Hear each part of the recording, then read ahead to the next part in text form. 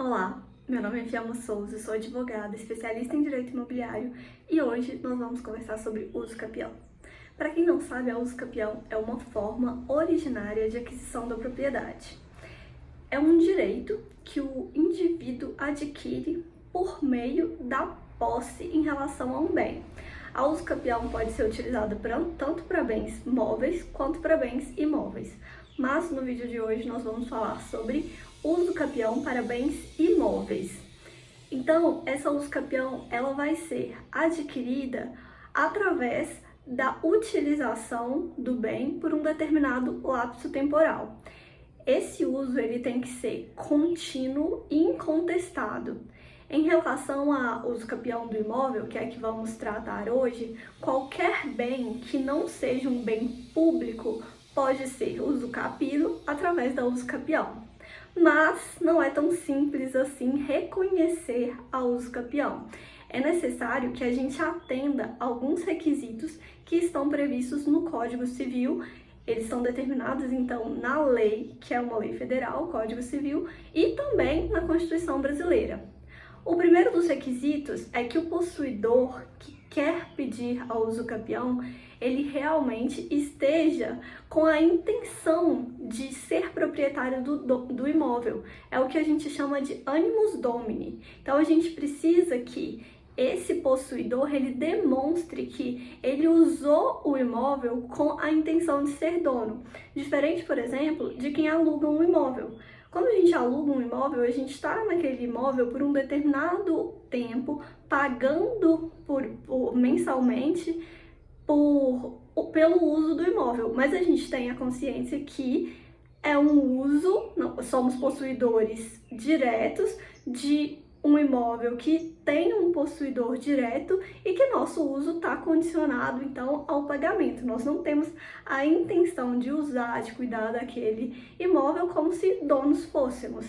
Assim também, o caseiro de um sítio, que está naquele imóvel, cuidando de um imóvel para um terceiro.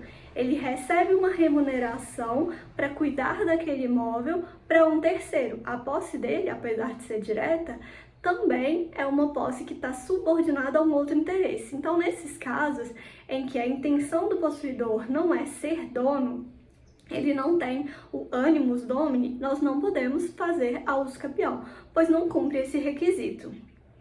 Outra questão da posse é que ela tem que ser uma posse mansa e pacífica. Ela não pode ser uma posse, então, clandestina, precária ou uma posse violenta no momento da entrada dessa ação de uso capião. Outro requisito é que não seja um lapso temporal que não foi contínuo. Então, a partir do momento que a gente entrou naquela posse, a gente tem que permanecer nela até o momento da entrada da uso capião. Se o Código Civil, na uso capião escolhida, na modalidade escolhida, for extraordinária, por exemplo, que exige o prazo de 15 anos, não pode ser 5 anos, depois abandonei o bem, voltei e fiquei mais 5 anos, abandonei o bem, voltei e fiquei mais 5 anos, até completar os 15. A posse, durante esse lapso temporal, tem que ser contínua. O que a gente pode alegar em algumas situações, né?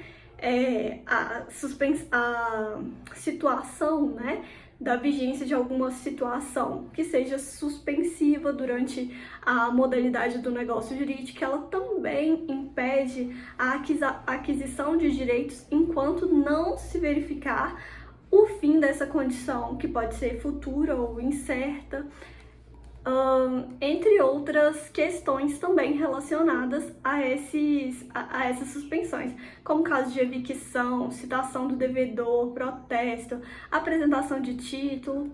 E como eu já dei um spoiler, existem várias modalidades de uso capião. As mais conhecidas são a uso capião extraordinária e a uso capião ordinária. Quando a gente está falando da ordinária, que é a mais comum, é a uso capião em que a gente tem a apresentação de um justo título. O justo título é um documento que, apesar dele existir, ele não consegue ser registrado.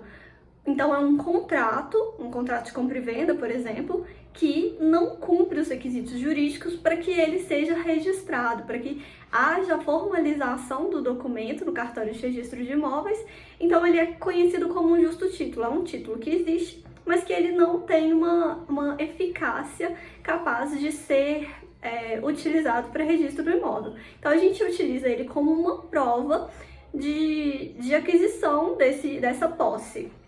Então, na uso capião ordinária, a gente tem que ter a apresentação do justo título, a gente também precisa da posse com lapso temporal de 10 anos e posse mansa, pacífica